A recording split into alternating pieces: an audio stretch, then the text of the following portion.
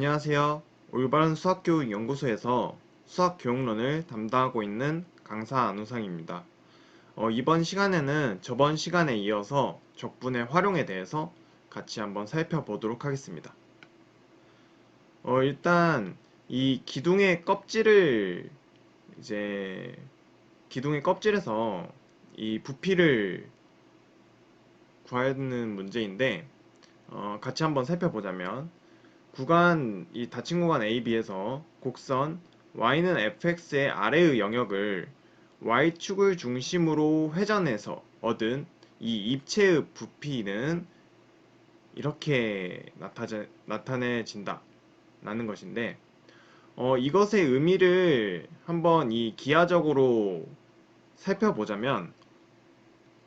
이 y축을 중심으로 회전한 이 회전체의 부피는 결국 이 공면의 이 물체의 단면을 저희가 생각을 해보면은 어, 이런 원통이 된다는 것을 고려해 볼 수가 있는데 이 원통이 바로 여기 있는 이 그림을 표현한 거고요. 이때 저희가 여기에 좌표를 x라고 하게 되면 그때 이 높이는 함수 fx이기 때문에 높이가 fx가 되고, 그렇다는 거는 요 밑에 있는 이 원은 어떤 원이냐면 결국 이 반지름이 x인 원이 되는 것이죠. 그렇게 되면 어떤 부분을 저희가 적분을 할 거냐 라고 할 때는 이제 요 여기 여기를 빨간색으로 저희가 표현하게 되면 바로 이 옆면의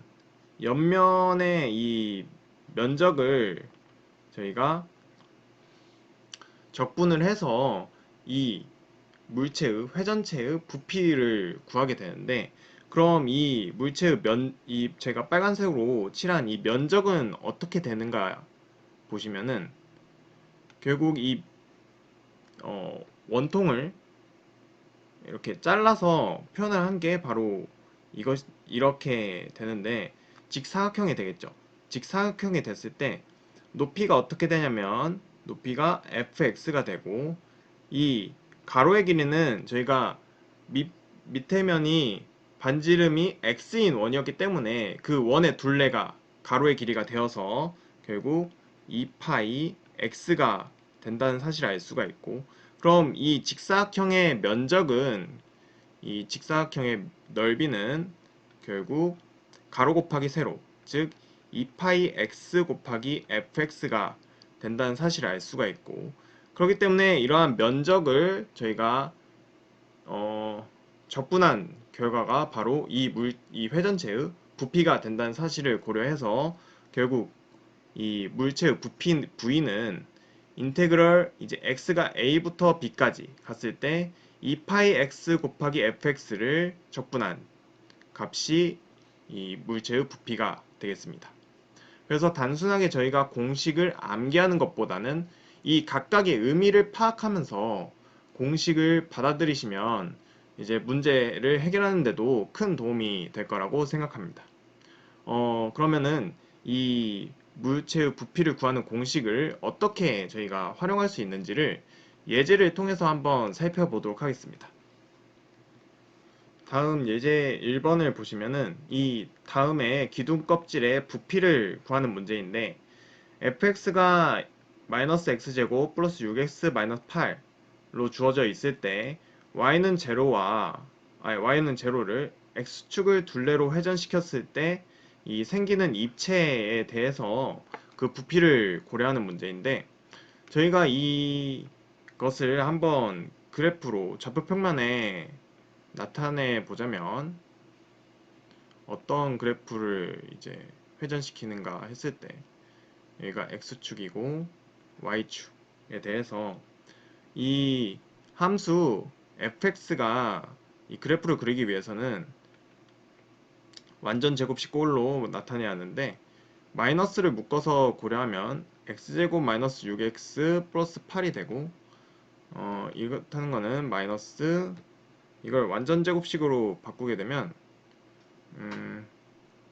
x제곱 마이너스 6x 플러스 9 마이너스 9에 마이너스 8이죠. 8이 되고 그렇다는 거는 마이너스 x 마이너스 3의 제곱에 플러스 9에 1 플러스 1이 되는 것이죠. 이걸 통해서 그래프를 그려보면 결국 여기가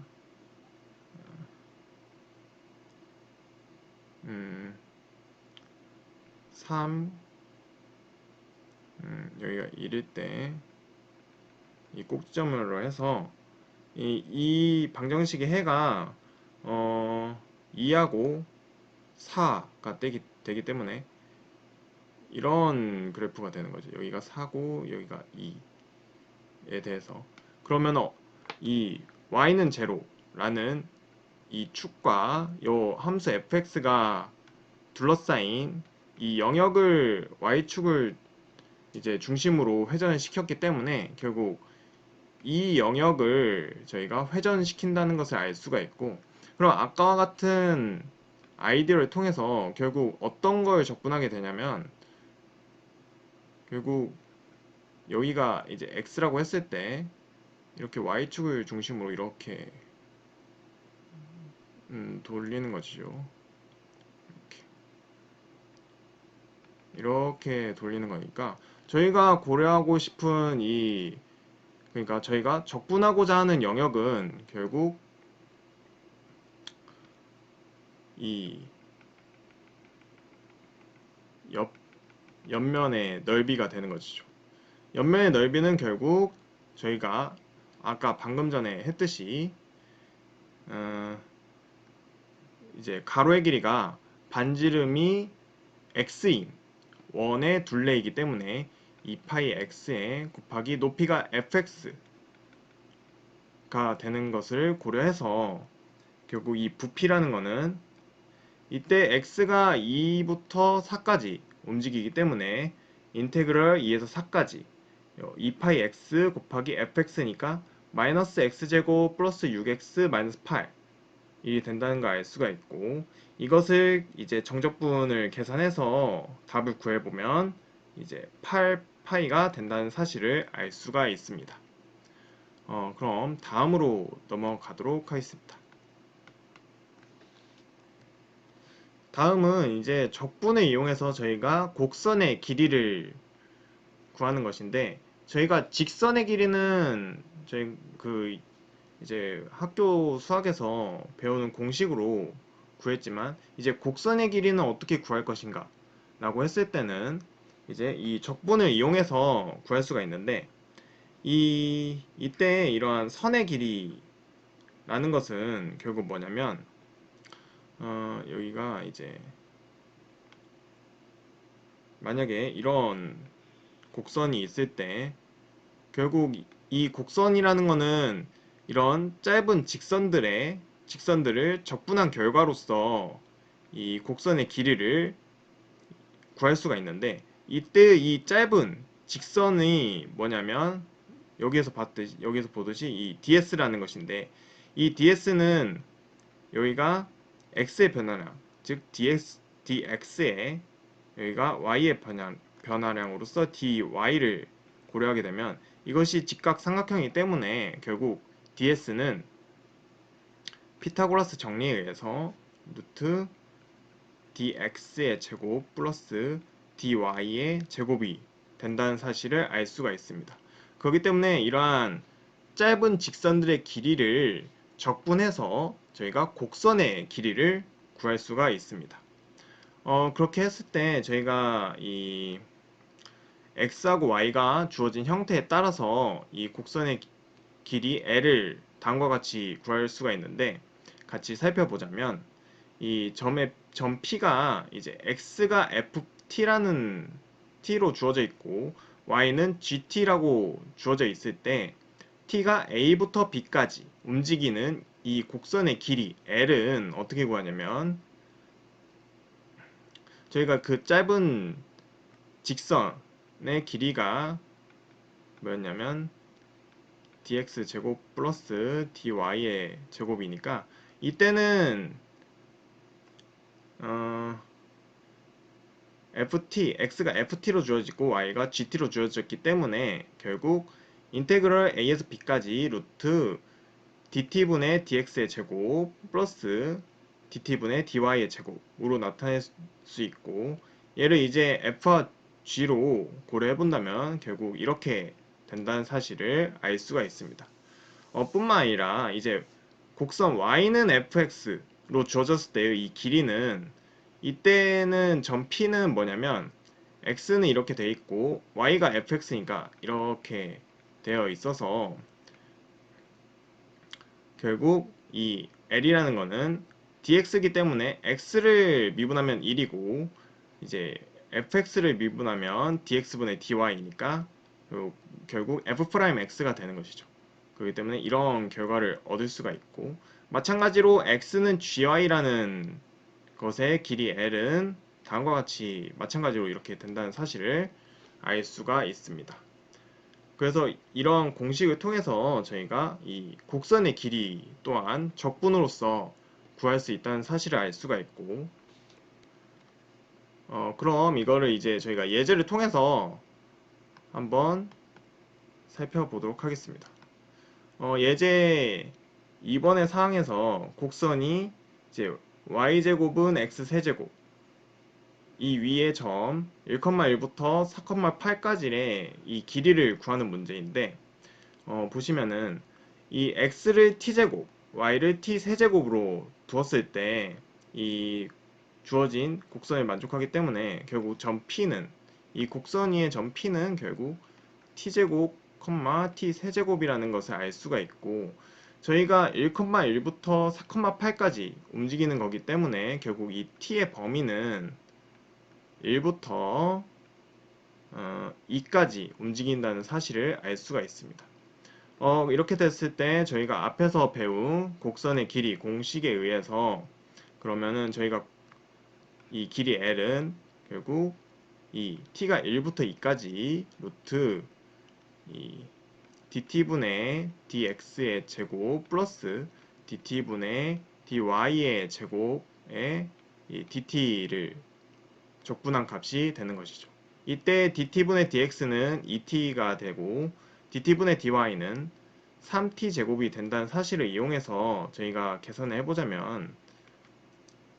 결국 이렇게 정리가 되는데, 이때 저희가 바로 적분하기 어렵기 때문에 치환적분법을 이용해서 이렇게 치환해서 고려를 하게 되면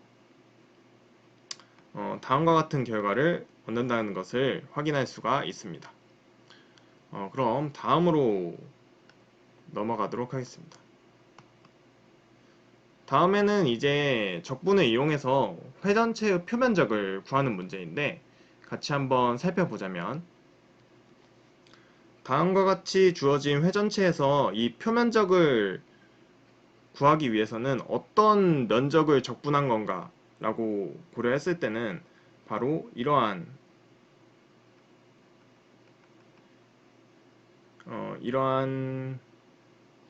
이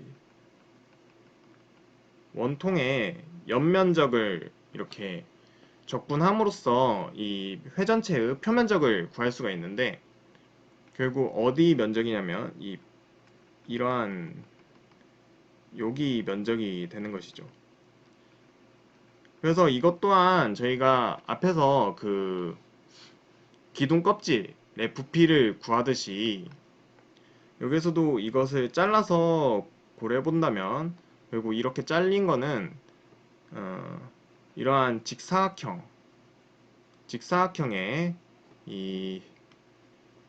면적이 되는데, 이러한 면적을 저희가 적분한 결과가 이 회전체의 표면적이 되는 것이죠. 그럼 이 면적이 무엇이냐 라고 봤을 때는 일단 여기가 이제 x로 고려하게 되면 결국 여기 이 원의 반지름은 fx가 된다는 사실을 고려하면 결국 저희가 구하고자 하는 이 면적의 이 직사각형의 가로의 길이는 요 반지름이 fx인 원의 둘레이기 때문에 여기가 2파이 fx가 되는 것이고요. 그리고 여기 이제 아까 저희가 곡선을 짧은 직선들로 나눠 볼 수가 있는데 여기를 이제 짧은 직선, 즉 ds로